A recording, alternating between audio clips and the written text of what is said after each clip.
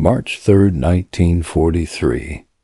The sky over the Ruhr Valley hangs thick and impenetrable, a slate-gray shroud that swallows light and sound. Clouds stack themselves in layered fortresses from 2,000 feet to 20,000, each stratum denser than the last.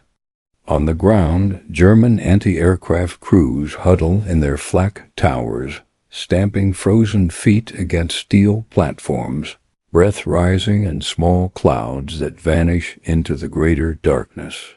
The rhythmic pulse of generators hums beneath the wail of air raid sirens.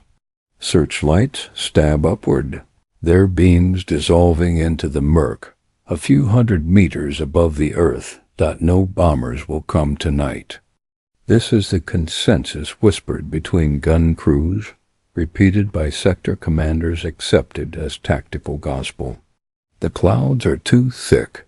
The Americans fly by day because they must see their targets. The British fly by night but rely on moonlight, on visual markers on the rivers and rail lines that glimmer in reflected starlight.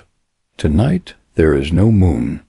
Tonight there is nothing but the suffocating weight of weather that wraps itself around the industrial heart of the Reich like a protective wool blanket. Tonight the forges and factories and marshalling yards will operate unmolested. Then, at 2:47 in the morning, the first bombs fall. They fall not randomly, not scattered across farmland and residential blocks in the haphazard pattern of blind navigation, but with precision that defies the darkness. The Krupp's steelworks in Essen shudders as 500-pound general-purpose bombs detonate in a pattern that walks across the rolling mills. 30 seconds later, the marshalling yards at Duisburg erupt in sequential explosions that sever track connections with geometric accuracy. The anti-aircraft crews swing their guns toward the sound, toward the direction of destruction, and fire into absolute blackness. Their shells burst in the clouds, illuminating nothing. The searchlights sweep and probe, revealing only the texture of water vapor. And still the bombs fall, guided by something the defenders cannot see, cannot hear, cannot comprehend. This is the night the Luftwaffe's certainty dies. This is the night German industrial defense planners realize that weather no longer provides sanctuary. This is the night a small metal box, spinning silently in the belly of American bombers invisible above the clouds, rewrites the calculus of aerial warfare. To understand this moment requires stepping backward into the doctrinal certainty. That shaped Axis thinking about strategic bombing from the war's beginning. The German High Command had studied the British night bombing campaigns with a mixture of respect and dismissal. The RAF had turned to darkness out of necessity after their daylight raids in 1939 and 1940 produced catastrophic losses. Without fighter escort capable of penetrating deep into German airspace, British bombers became easy prey for Messerschmitt fighters and coordinated Flak barrages.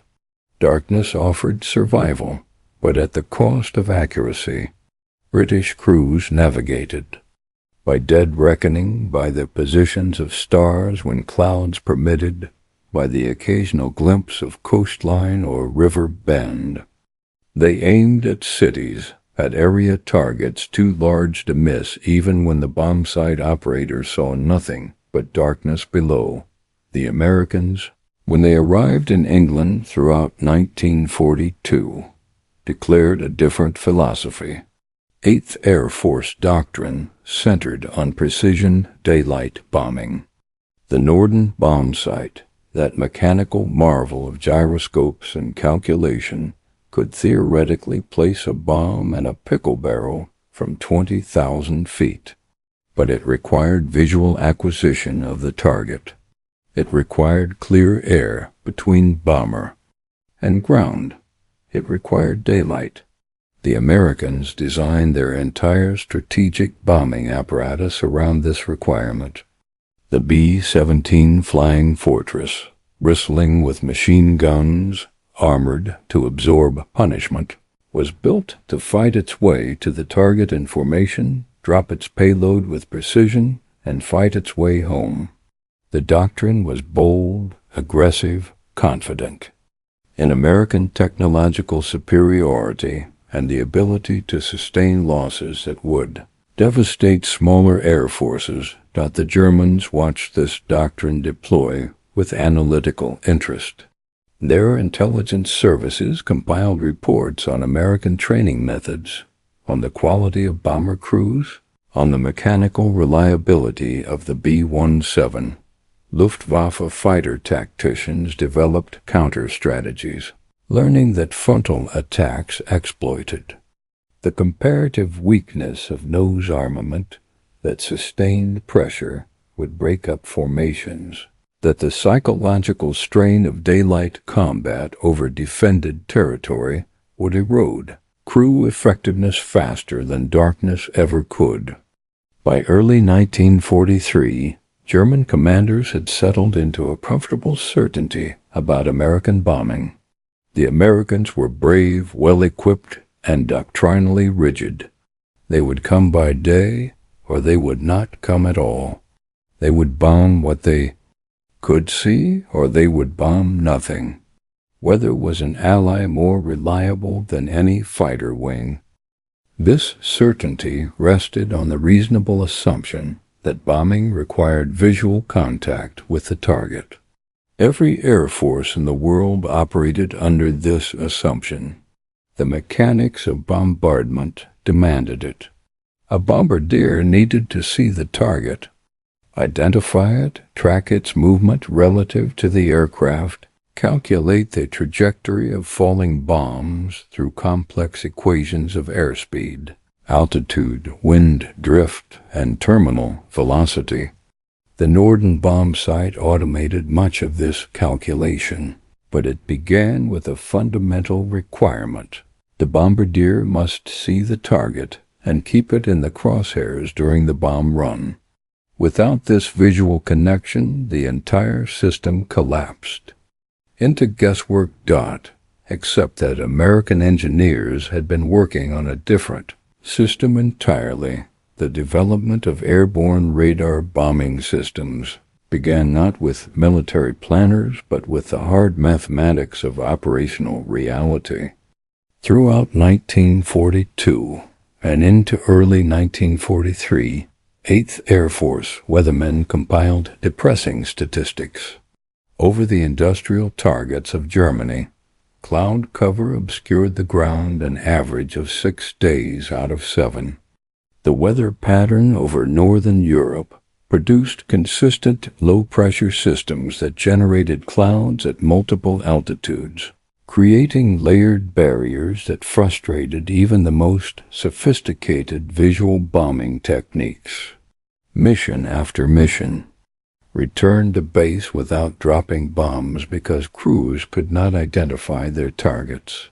Others dropped on estimated positions, achieving scatter patterns measured in miles rather than feet. The tonnage of bombs expended per ton of damage inflicted crept upward into ratios that threatened to make strategic bombing economically unsustainable. The British had encountered this same problem earlier and developed an interim solution called G, a radio navigation system that allowed bombers to determine their position relative to ground-based transmitters. G improved navigation but did not solve the targeting problem. It could put an aircraft over a city. It could not put bombs on a specific factory within that city. The British experimented with other systems, with bomber stream tactics, with Pathfinder aircraft that marked targets, with incendiaries, with tactics that accepted imprecision as the cost of operating in darkness and weather. These were evolutionary adaptations to fundamental limitations. The Americans sought revolutionary capability. The technology that would shatter German assumptions about night bombing safety arrived in England. In November 1942, aboard a modified B-17 designated BT-01, in its belly, occupying the space normally reserved for additional fuel tanks, sat a British-designed, American-manufactured device called H-2S, though the Americans would know it as H-2X or Mickey. It was a downward-looking radar system that sent radio pulses toward the ground and interpreted the returning echoes, building a rough image on a cathode ray tube screen. Different surfaces reflected radar differently. Water appeared dark because it absorbed radio waves. Metal structures, dense urban areas, industrial complexes appeared bright because they reflected strongly. Rivers became dark ribbons. Cities became bright patches. With training, a skilled radar operator could identify targets by their radar signature even when clouds prevented any visual observation. The technology was crude by later standards. The images were blurry, ghostly, subject to interpretation and error. Early operators described staring at the screen like reading tea leaves, looking for patterns in the electronic noise. But crude though it was, the system offered capability that no other technology could match. It could see through clouds. It could see through darkness. It could guide a bomber to a target that no human eye could perceive. German intelligence knew that the Allies were experimenting with radar navigation. Luftwaffe signals units had detected unusual radio emissions from British Pathfinder aircraft. But German assessment concluded that radar could assist navigation, not enable precision bombing. The resolution was too poor, the interpretation too subjective. It might help a bomber find the general vicinity of a target. It could not replace the bomb site for actual weapon delivery. This assessment was reasonable, based on German understanding of radar capabilities, and it was catastrophically incomplete. What German intelligence failed to appreciate was the speed of Allied technical development and the willingness of American commanders to accept interim solutions if they solved operational problems. The H-2X system did not need to match the theoretical precision of the Norden bomb site. It needed only to be more accurate than not bombing at all. It needed to hit targets through weather that would otherwise prohibit operations entirely. By this standard, even crude radar bombing represented a quantum leap in capability. The 8th Air Force began installing H-2X systems in lead aircraft of bomber formations in January 1943. The plan was straightforward. Each bomb group would have 1 or 2 radar-equipped Pathfinder aircraft. These Pathfinders would lead formations to targets in weather that prevented visual bombing. The radar operator would identify the target, guide the pilot through the bomb, run and signal the drop. The rest of the formation would drop on the leader's signal, carpeting the target area, even though individual bombardiers saw nothing but clouds below. Training presented immediate challenges. Radar operators required entirely new skills. They were not pilots or bombardiers, but specialists in electronic interpretation. The Army Air Forces established a radar school at Langford Lodge in Northern Ireland, rushing operators through compressed, courses that taught them to read the ghostly images on their scopes, to distinguish one German city from another by the shape of rivers and the density of returns, to navigate by electronic landmarks invisible to human eyes. The first operators were volunteers, men fascinated by technology, gifted with spatial reasoning, capable of building mental maps from abstract patterns of light and shadow on a small circular screen. The aircraft themselves required modification. The H-2X installation occupied the ball turret position, replacing the lower defensive gun with a rotating radar antenna, enclosed in a dome that looked like a pregnant belly on the underside of the fuselage. This reduced defensive firepower, but was deemed an acceptable trade for all-weather capability. The radar operator worked in the forward fuselage, crouched over his scope, wearing headphones that carried communication from the pilot, the bombardier, and the navigator, coordinating inputs from 3 different domains of data to guide the aircraft toward an invisible target. By early March 1943, the 8th Air Force had approximately 20 H-2X-equipped aircraft scattered across bomber groups.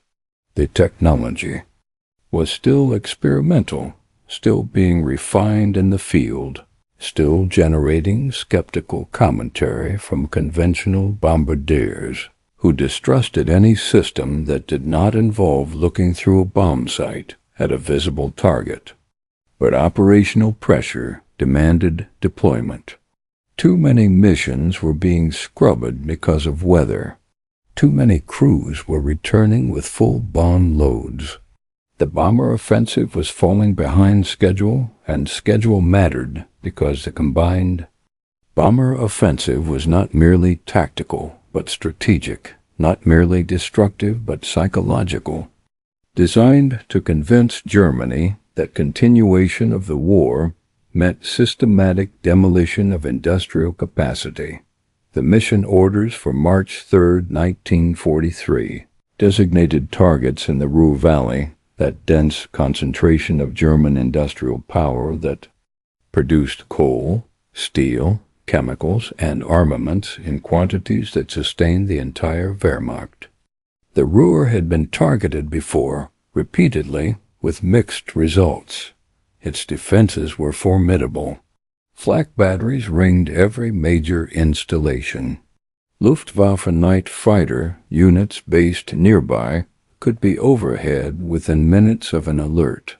The industrial haze that hung perpetually over the region created its own obscuration even on clear days. And on most days the weather was not clear. March 3rd was such a day. The meteorological forecast predicted solid cloud cover from 5,000 to 25,000 feet across the entire target area. By traditional standards, the mission would have been scrubbed, but traditional standards no longer applied. 3 radar-equipped B-17s were designated as pathfinders, each assigned to lead a formation to different targets within the Ruhr complex. The mission would proceed in darkness, in weather, testing doctrine and technology under operational conditions. German defenders detected the bomber formations shortly after midnight as they crossed the Dutch coast. Radio operators noted the unusual timing. American bombers did not fly at night. This was RF territory, RF timing, but the aircraft signatures were wrong. These were not Lancasters or Halifaxes, but B-17s, American aircraft operating at American altitudes. The contradiction confused the response. Night fighter units scrambled, but pursued the formations with less than full commitment, unsure whether this was a genuine raid or some form of feint. The flak batteries in the Ruhr were alerted but remained uncertain of precise targets. Without searchlight acquisition, without visual tracking, the guns could only fire barrage patterns into empty sky, hoping that random distribution of steel would intersect with aircraft aluminum dot inside the lead B-17 of one formation. The radar operator hunched over his scope, watching the pale green glow of the cathode ray tube. The sweep line rotated, painting returns with each pulse. The Dutch coast appeared first, a bright line where land met the radar dark sea. Then the terrain features of the interior, less distinct, requiring interpretation. He had studied radar. Photographs of the Ruhr memorized the pattern of rivers, the distinctive radar signature of urban areas. Now he searched for those patterns in the live feed, comparing what he saw with what he expected to see, calling course corrections to the pilot. The formation flew at 22,000 feet, high above the cloud deck that began at 5,000. Below them was nothing but gray cotton nothingness, illuminated intermittently by the flash of flak bursts. The radar operator ignored the flak. His world had narrowed to the scope, to the slowly rotating sweep, to the patterns emerging from electronic noise. A bright return ahead and slightly left, shape consistent with urban density, the curve of a river matching the roar. He called adjustments. The pilot complied. The formation followed. At 2:45 in the morning, the radar operator identified what he believed to be the Krupp's complex in Essen. The returns matched his briefing photos. The density was right. The position relative to other features was right. He called the heading. To the pilot, the bomb bay doors opened. Cold air shrieked through the fuselage. The aircraft steadied on the bomb run, trusting to radar what every instinct said required eyesight. The operator counted down. At his signal, the bombardier released. 30 seconds later, the rest of the formation dropped on command. 12. Aircraft releasing their loads in near unison. The bombs fell through 4 miles of darkness and cloud. The crews saw nothing. They pulled away on their exit heading, still blind, still trusting to instruments and radar navigation. Only the explosion flashes blooming beneath the clouds told them that ordnance had reached the ground. Whether they hit the target remained unknown, but on the ground, the bombs struck with precision that stunned the German damage assessment teams who arrived after dawn. The rolling mills at Krupp's had taken direct hits. The pattern was concentrated, not the wide scatter of blind bombing, but the footprint of aimed ordnance. The other formations reported similar results. The marshalling yards at Duisburg showed bomb craters in patterns consistent with deliberate targeting. The Thyssen steel plant bore damage, indicating that the bombers had known, with at least approximate accuracy, where to place their loads. German post-raid analysis struggled with uncomfortable implications. The damage patterns were not random. They were not area bombing. They were consistent with precision attack executed through weather conditions that should have prevented any form of accurate bombing. The Luftwaffe intelligence service issued queries to all units. Had any searchlights acquired the bombers? No. Had any fighters made visual contact? No. Had anyone observed the aircraft through breaks in the clouds? No. The bombers had remained invisible throughout the attack, yet they had bombed as if they could see. The implications cascaded through German defensive planning like a slow-spreading fire. If American bombers could attack with precision through weather, then weather no longer protected critical installations. If they could bomb at night with accuracy approaching daylight standards, then night no longer offered sanctuary. The entire architecture of industrial defense, built on the assumption that defenders could predict when and where attacks would occur based on weather and light conditions, began to crumble. In the weeks following the March 3rd raid, the Americans struck repeatedly through weather conditions that would have grounded previous missions. Radar-equipped pathfinders led formations against targets across Germany. Some raids achieved excellent results. Others scattered bombs across countryside miles from their intended targets. The technology was inconsistent, dependent on operator skill, subject to error and equipment failure. But even imperfect radar bombing changed the strategic calculation. German industry could no longer count on weather to limit operations. Factory managers could no longer plan production around forecast clear days, when attacks were likely, and cloudy days when work could proceed unmolested. The bomber offensive became a constant pressure, independent of meteorology, grinding away at production capacity with the inevitability of erosion. German countermeasures struggled to adapt. The Luftwaffe increased night fighter patrols, but found that intercepting bombers in total darkness required ground-based radar direction, and the bomber formations often flew routes that confused tracking. Flak batteries increased barrage fire on nights when bombers were detected, filling cubic miles of sky with exploding steel, but without searchlight targeting. The effectiveness dropped precipitously, while ammunition expenditure soared. Some commanders advocated for moving critical industries underground, into mines and caves where no bomb could reach, but the logistics of such relocation were staggering, and the production interruption would cost months. Perhaps most disturbing to German analysts was the realization that this technology would only improve. The early radar systems were crude, but Allied technical development proceeded at a pace that German intelligence found alarming. Each captured bomber yielded newer equipment.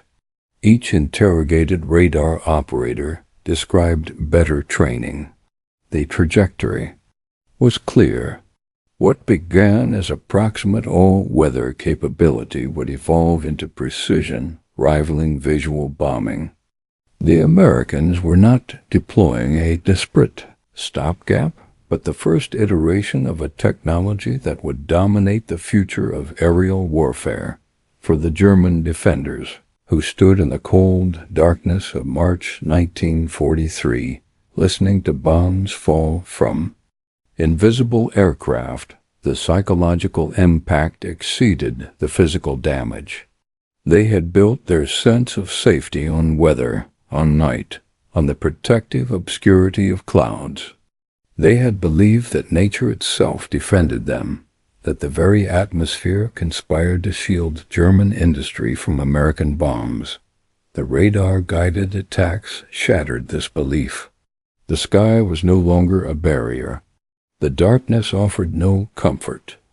The clouds that once seemed like fortifications now felt like mere vapor, offering no more protection than morning fog burned away by sunlight. The crews manning the flak towers began to understand that they were fighting not merely aircraft, but a new form of warfare that operated beyond their senses.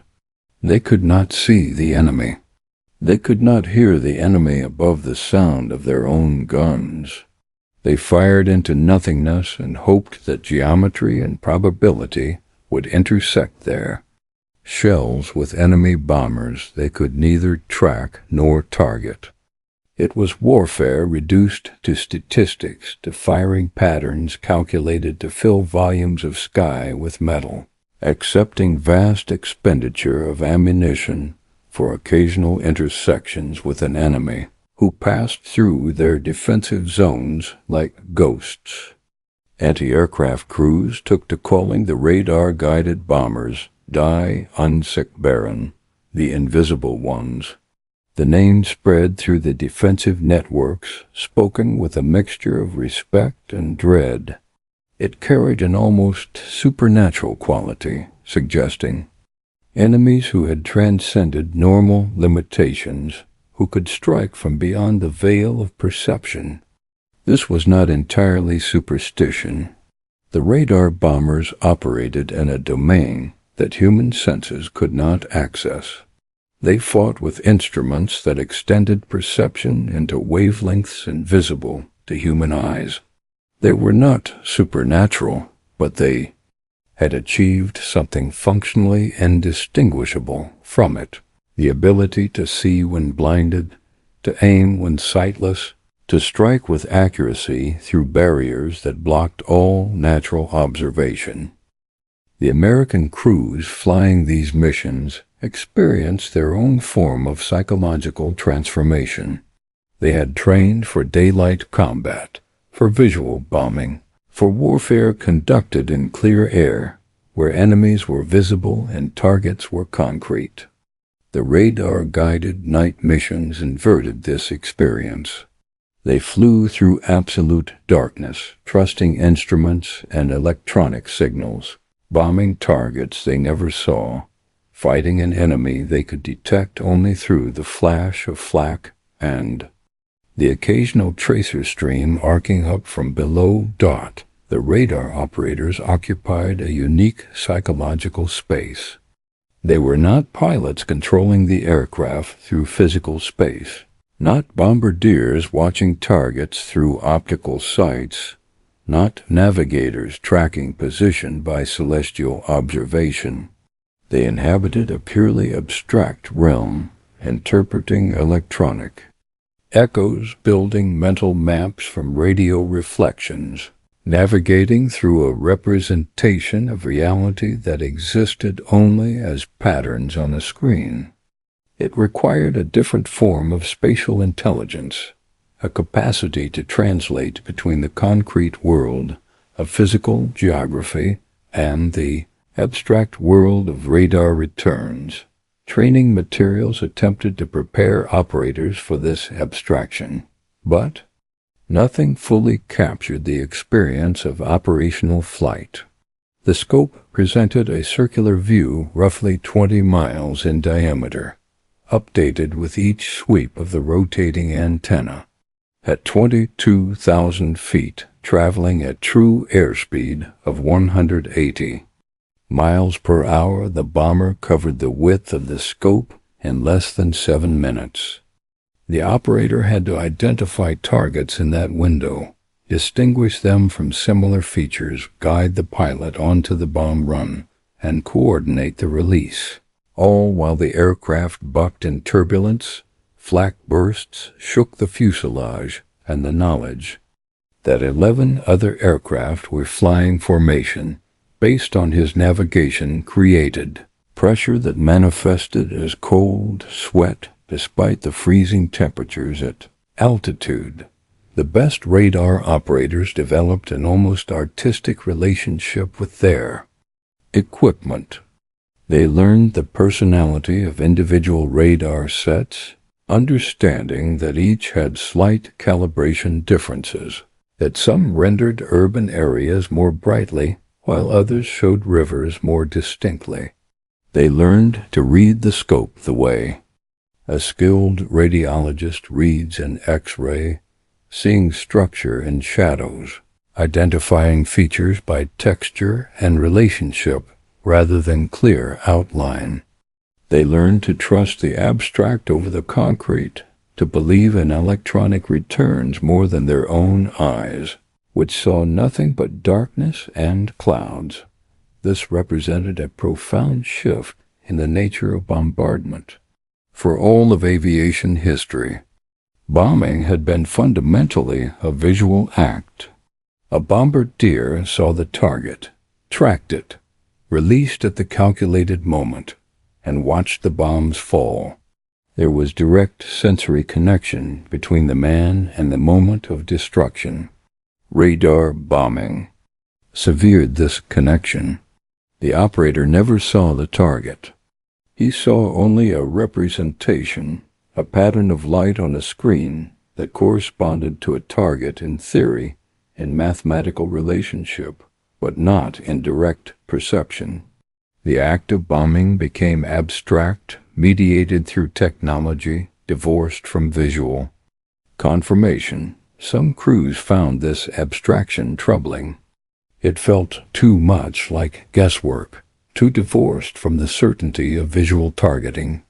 They had been trained to trust the Norden bomb sight, that precision instrument, but the bomb sight required sight. Without it, they were dropping ordnance based on an operator's interpretation of electronic signals. And what if the interpretation was wrong? What if the bright return on the scope was not the steel mill, but a railroad depot? What if the curve of the river was misidentified, and the bombs fell on residential areas miles from the intended target? The uncertainty gnawed at conventional bombardiers who felt that their skill and training had been rendered obsolete by a box of electronics and a specialist who read ghostly images on a glowing screen. But others embraced the capability. They recognized that radar bombing, imperfect as it was, extended the reach of strategic bombardment beyond the limitations that weather had always imposed. They understood that achieving 70% accuracy through clouds was vastly superior to achieving 0% accuracy by not bombing at all. They saw the broader strategic picture, that Germany's industrial capacity had to be destroyed, that waiting for clear weather meant giving the enemy time to repair, disperse, and adapt, that constant pressure mattered more than perfect precision on any individual raid. The evolution of radar bombing through 1943 and into 1944 validated this strategic perspective. The technology improved steadily. Resolution increased. Operator training became more sophisticated. Ground-based radar beacons were established at known locations, giving operators calibration points to verify their equipment accuracy. Bombing patterns tightened. The percentage of bombs falling within 1,000 feet of the aim point climbed from 20% to 40% to 60% on radar-guided missions. This still fell short of visual bombing at its best, but it vastly exceeded the alternative of not bombing through weather. The Germans adapted where they could. Industrial facilities increased their decoy installations, building false factories with metal roofs that would show bright radar returns, hoping to draw bombs away from genuine targets. The Luftwaffe experimented with radar jamming, broadcasting noise on frequencies used by Allied radar, but the Allies shifted frequencies or filtered the jamming through signal processing. Some German cities attempted to disguise their radar signatures, draining canals that served as navigation landmarks, covering distinctive structures with camouflage netting impregnated with radar-absorbing material. These measures achieved marginal success at best.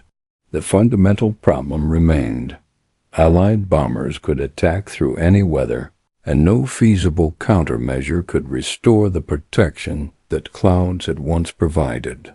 The cumulative impact on German war production became measurable by mid-1944. Ball-bearing production, concentrated in plants at Schweinfurt and other Ruhr sites, declined by 40% despite frantic efforts at dispersal and repair. Synthetic oil production, dependent on chemical plants vulnerable to precision bombing, fell to levels that forced rationing of aviation fuel and created chronic shortages for mechanized units. The entire industrial ecosystem that supported the Wehrmacht began to fracture under sustained pressure that weather no longer interrupted. German civilian morale suffered proportional damage. The population in industrial cities had learned to read the weather as a form of protection. Cloudy skies meant safety, meant the factories could operate without interruption, meant children could attend school without huddling in bomb shelters. Radar bombing destroyed this psychological shelter along with the physical one. Now clouds meant nothing. Now darkness provided no safety. The bombers could come any time and any weather, and there was no predicting when the sirens would wail, when the flak would start firing blindly into the black sky, when the bombs would begin to fall from aircraft that no one could see or hear until the explosions announced their presence.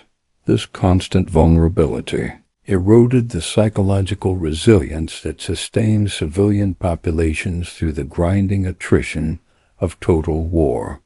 When people could predict attacks, they could prepare psychologically, could brace themselves during dangerous periods, and relax during safe ones. But radar-guided all-weather bombing eliminated predictability.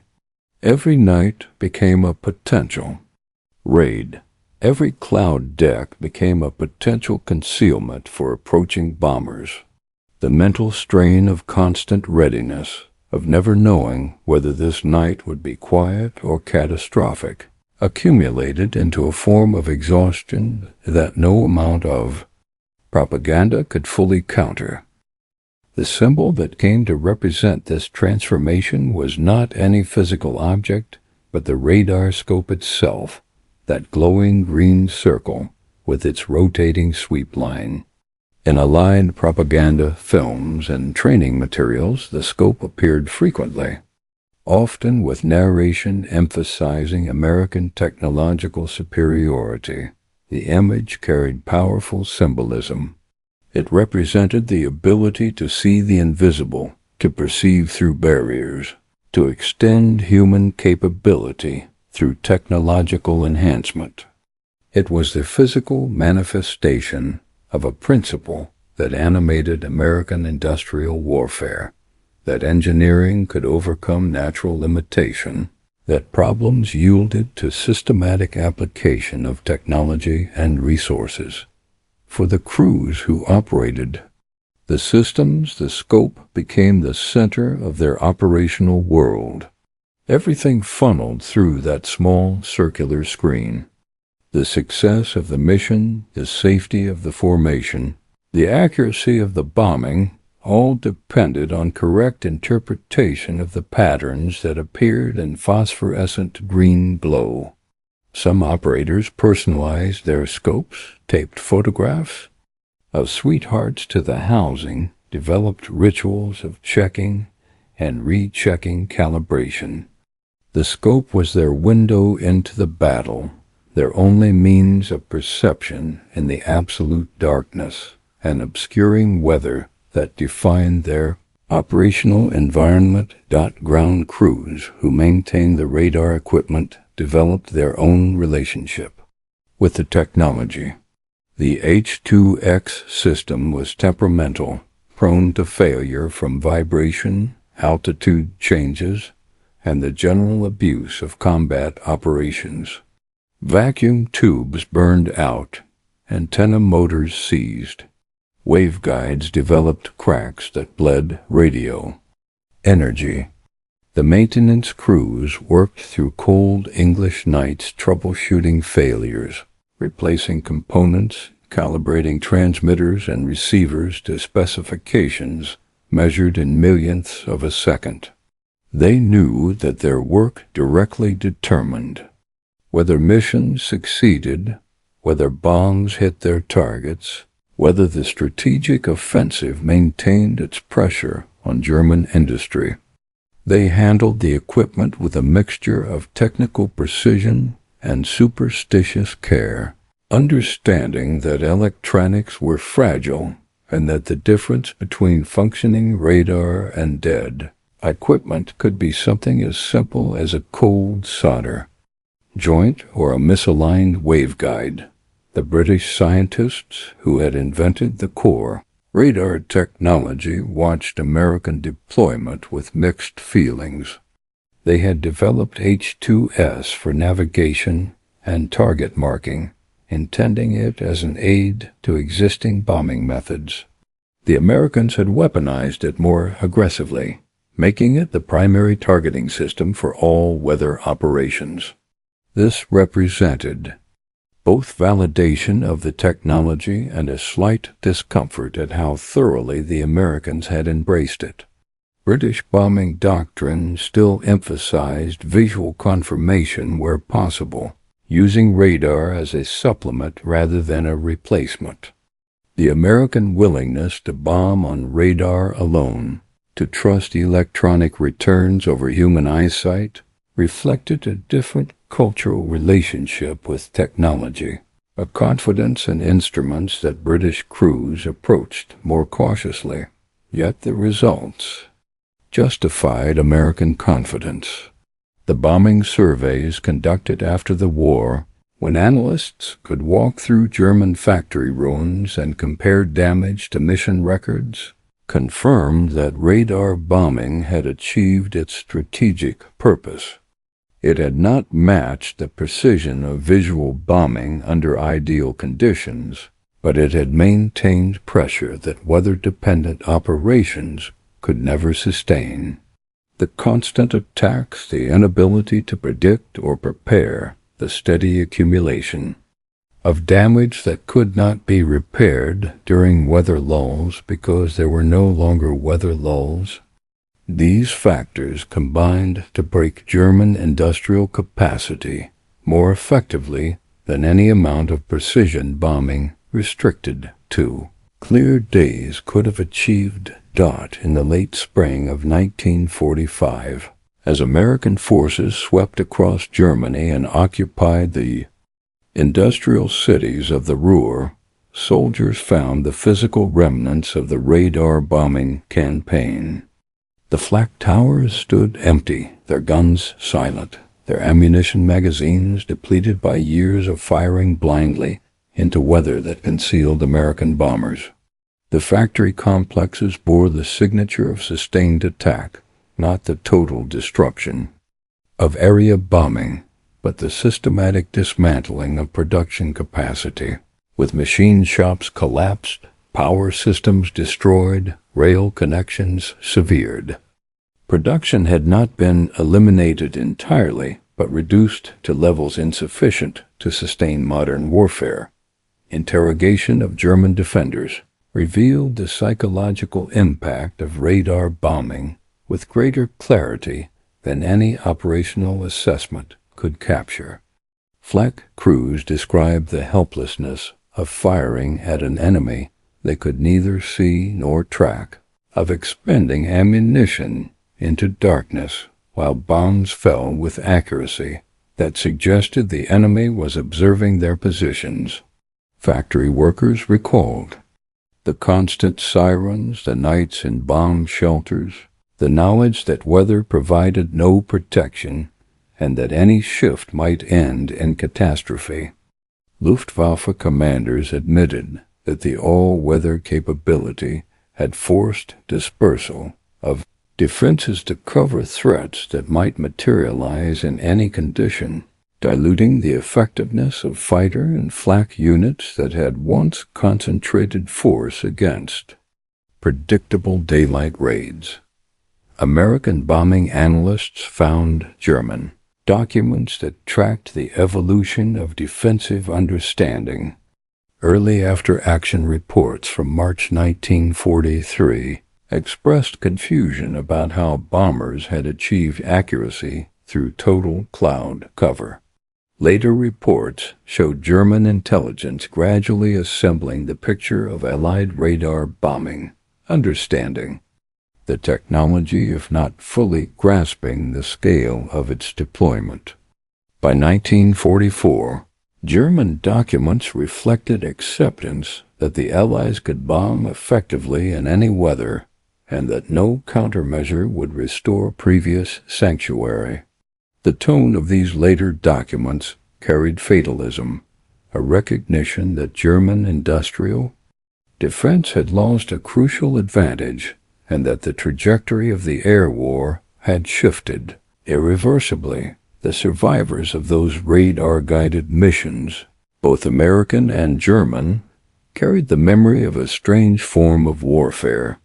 For the Americans, it was combat conducted in sensory deprivation, flying through darkness and weather, bombing targets they never saw, fighting enemies who appeared only as flak bursts and tracer fire.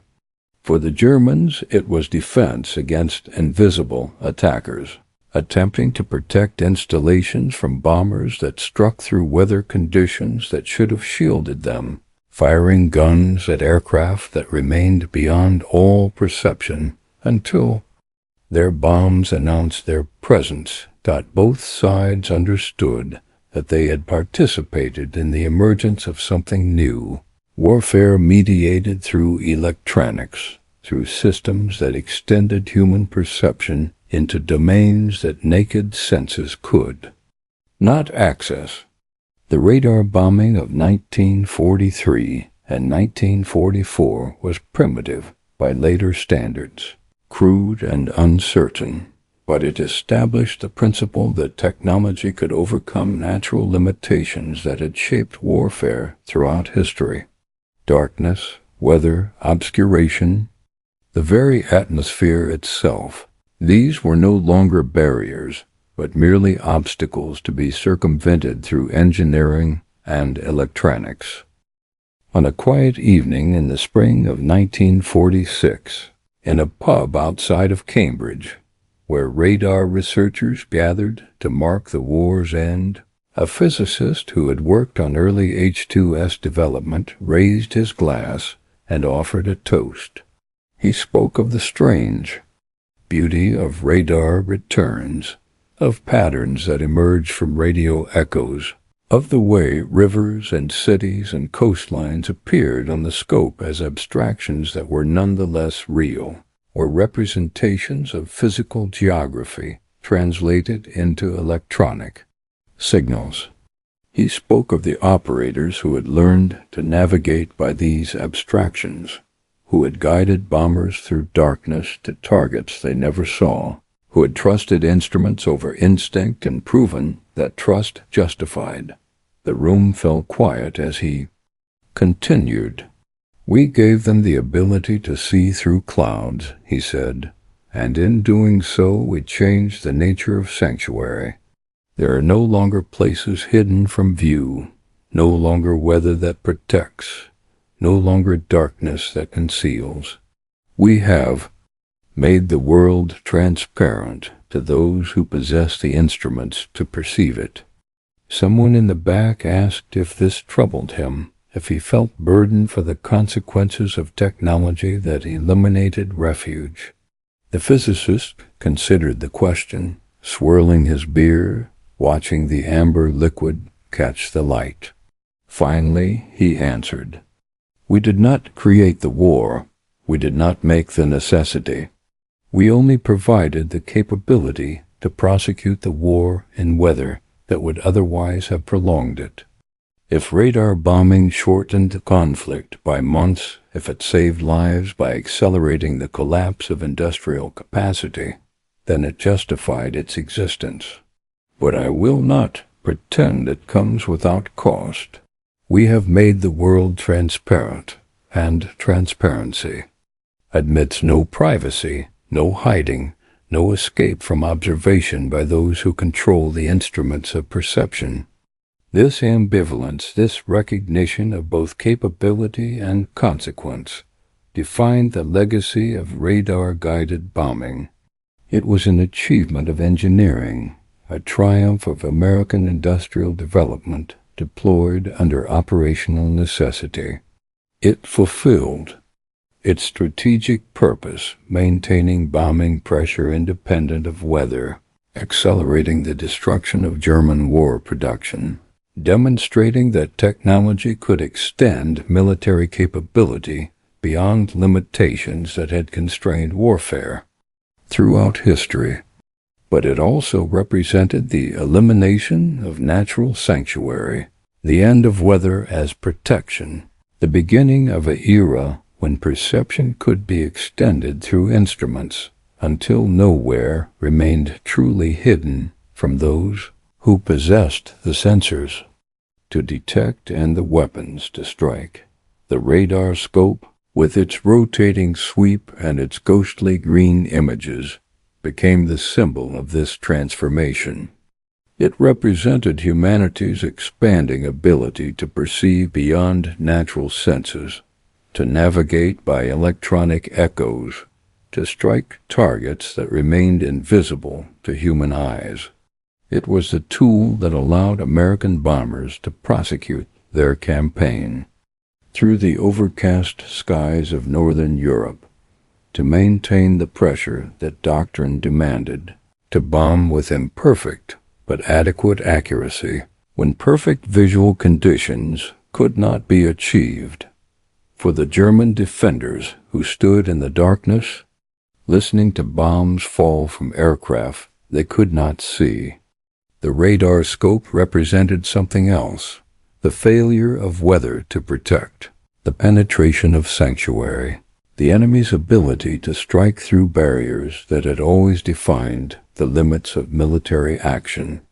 They could not see the scopes that guided the bombers, could not perceive the electronic returns that painted their cities on phosphorescent screens, but they felt the consequences in the bombs that fell with accuracy, defying the weather, in the systematic destruction of industrial capacity that proceeded independent of meteorology. The lesson extended beyond tactical capability to strategic principle.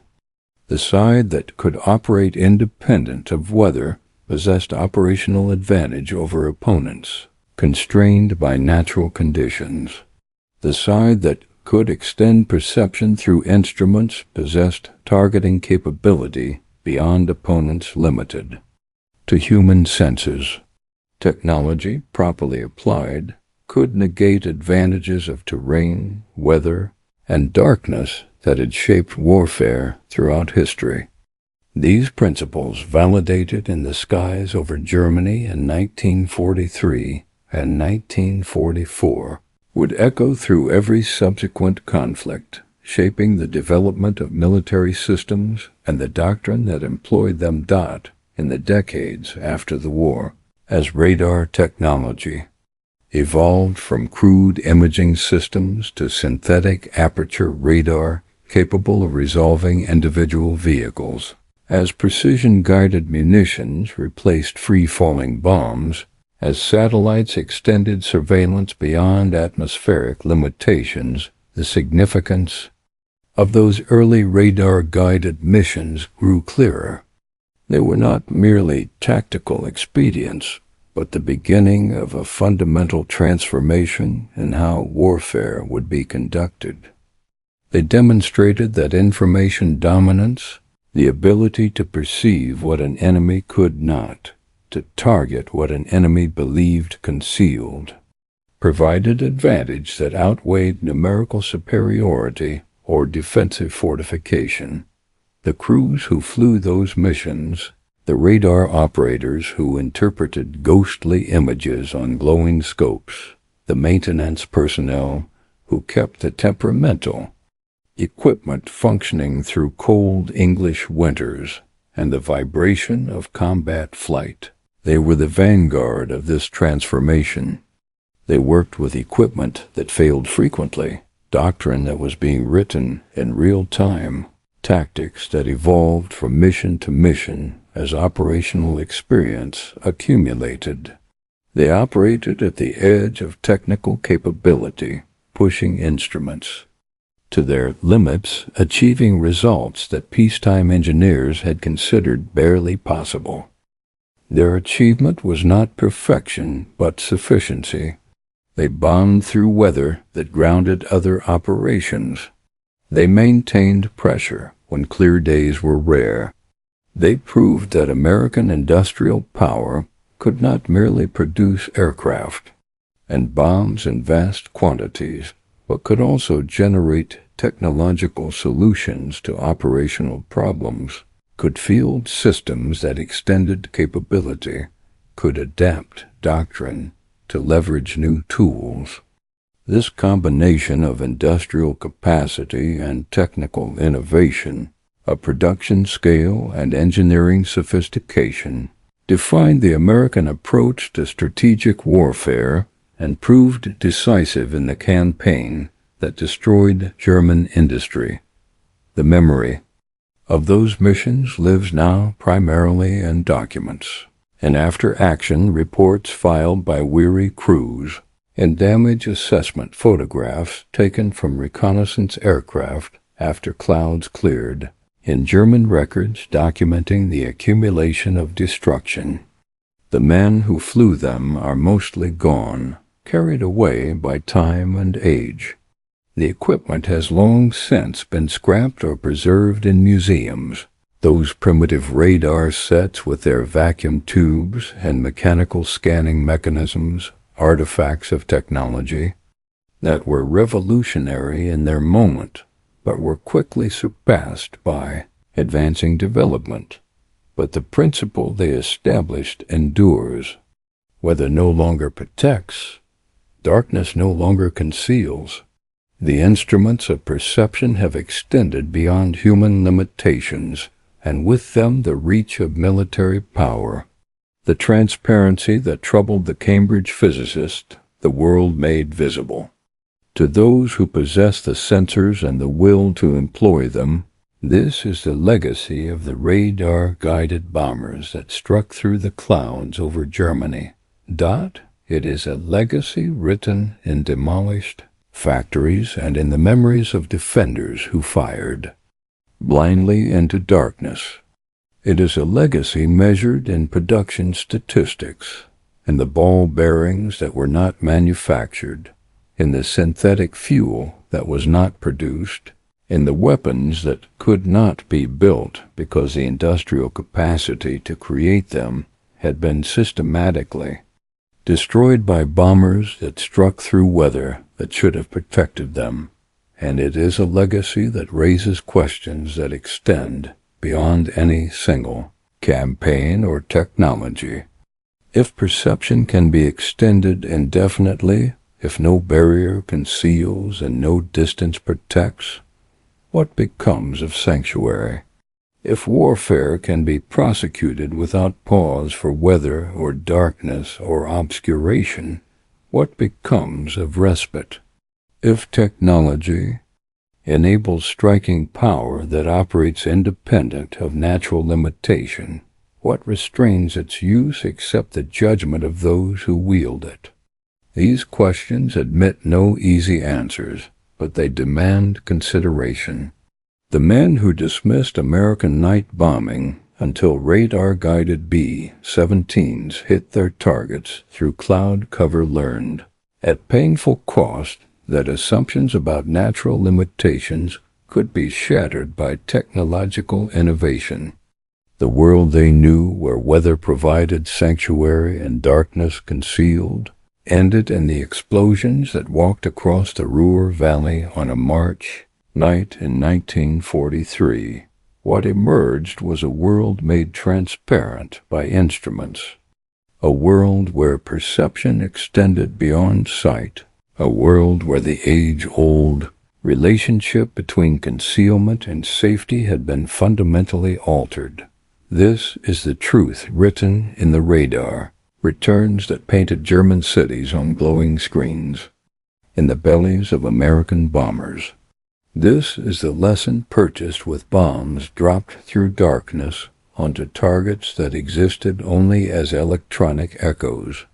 This is the inheritance of those who flew through weather that blinded them, trusting instruments to guide them, proving that technology could overcome limitations that had shaped warfare since humans first raised weapons against each other. The clouds over Germany could not protect. The darkness could not conceal. The radar saw through both, painted targets in phosphorescent green, guided bombs to destinations that eyes could never perceive. And in that seeing through instruments, in that perception extended beyond natural sense, warfare crossed a threshold from which there would be no return, into a future where nothing remains truly hidden from those who possess the means to illuminate it.